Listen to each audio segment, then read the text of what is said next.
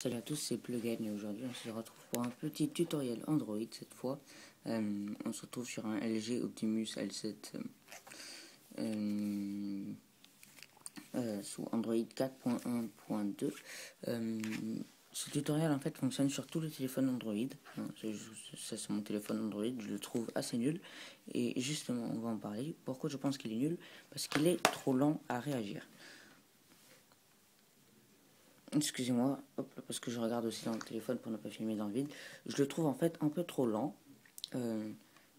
comparé à l'iPhone 6 Plus, par exemple. Et du coup, en fait, je vais vous montrer en fait comment l'accélérer de manière plutôt efficace. Ce tutoriel fonctionne sur tous les téléphones Android, mais des fois vous aurez des petites difficultés parce que selon les versions, en fait, les titres changent. Je vais essayer d'être le plus clair possible pour que ce soit pareil sur toutes les versions. Alors déjà, vous allez, jusqu'à présent, c'est pareil, vous allez ouvrir les réglages ou les paramètres de l'appareil. Pas les paramètres Google, hein, attention, surtout pas les paramètres Google. J'essaie de mettre la focalisation.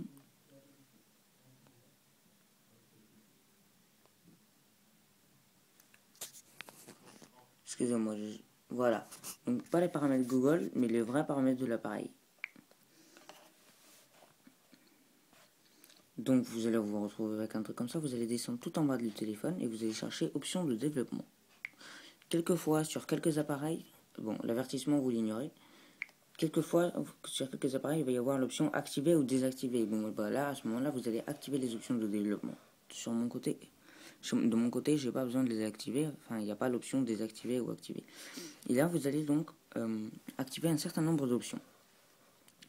Ça c'est facultatif, c'est juste pour moi. Ça veut dire que quand je le mets en charge, il se met pas en veille. Ça on s'en fout. Protéger la carte SD, c'est si vous avez des informations importantes pour éviter que les applications pirates en fait vous prennent le contenu de votre carte SD. Moi je m'en fiche puisque je n'en utilise pas. Ça aussi c'est que pour moi, ne vous inquiétez pas, ça c'est oh là là. Ça vous les activez pas, c'est pour le débogage USB, donc ça vous en foutez. Donc ce qu'il faudra activer chez vous, c'est désactiver les couvertures HW et forcer le rendement GPU. Parce que généralement la carte graphique est plus puissante que le processeur. Donc vous allez activer ces deux options. Et puis vous allez enfin activer ne pas garder les applications. Ça veut dire qu'ils vont être quitter les applications, donc elles ne vont plus tourner en arrière-plan dès que vous quittez l'application en cours. C'est-à-dire que si maintenant j'appuie sur le bouton d'accueil, les préférences en fait vont arrêter de fonctionner. Et afficher toutes les ANR, c'est pour les applications d'arrière-plan qui tourneraient encore, vous pouvez afficher les boîtes de dialogue. Limiter les processus de fond, là c'est aussi pour dans le cas, alors si vraiment votre téléphone lag à mort, vous allez mettre aucune procédure de fond. À ce moment-là, aucune application n'aura droit de tourner en arrière-plan. Sinon, vous pouvez mettre une procédure, deux procédures, trois procédures, quatre procédures au maximum, ou bien la limite standard. Moi, mon téléphone n'est pas extrêmement lent, donc je vais mettre limite standard. À ce moment-là, vous pouvez, hop là, quitter les préférences, donc revenir au menu, et tester est-ce que votre téléphone est par hasard plus rapide.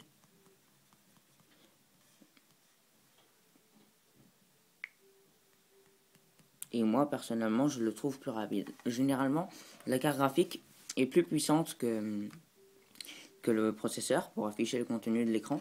Et du coup, c'est pour ça qu'il vaut mieux favoriser la carte graphique qu'on a dans le téléphone plutôt que de laisser tourner le processeur qui ralentit avec les tâches de fond. Donc ce qu'on a fait, c'est on a optimisé le processeur en retirant les tâches de fond et forcer la carte graphique à un peu travailler parce qu'on s'en sert presque jamais au final de la carte graphique sauf pour les jeux, mais comme ça la carte graphique ne fait pas un boulot énorme. Bah là on se sert de la carte graphique en fait qui est mieux que le processeur pour afficher l'écran. Pour toute la composition de l'écran, y compris dans les applications genre calculatrice, même dans la calculatrice, c'est bon, le processeur va travailler mais c'est la carte graphique qui va faire les touches par exemple. Voilà. Donc je trouve ce téléphone plus rapide. Vous pouvez me dire dans les commentaires si ça a fonctionné pour vous, si vous trouvez plus rapide. Attention par contre à l'autonomie de la batterie qui risque de baisser en faisant cette manipulation. Donc veillez bien à avoir une bonne autonomie à la base. Vous pouvez même essayer si vous avez une mauvaise autonomie, mais je vous garantis rien.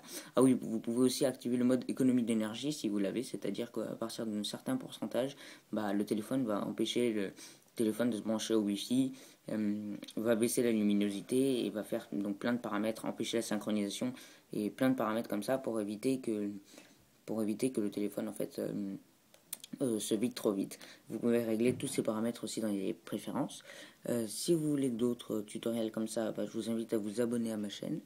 Je fais aussi des tutoriels sur Windows, macOS, Linux, puis iPhone, Android. Vous pouvez aussi liker la vidéo si vous avez aimé cette vidéo, c'est un peu logique. Et puis me dire dans les commentaires ce qui se passe. En fait, là c'était ma vidéo sous plugin parce qu'avant j'étais sous forme de Motherboard 11. Moi j'ai décidé de changer mon pseudo parce que c'était un peu trop long et que c'était nul. Du coup j'ai mis plugin en toutes lettres.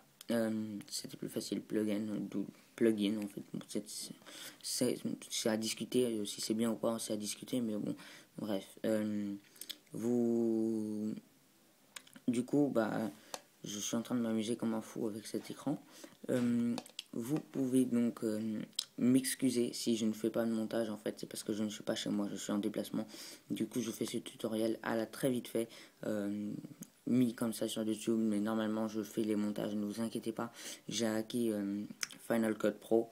Ne vous inquiétez pas, je vous ferai des meilleurs montages pour mes prochaine vidéo, peut-être pas la prochaine vidéo parce que je serai encore en déplacement, mais dès que je rentre chez moi, promis, je vous fais un bon montage. Voilà, ciao.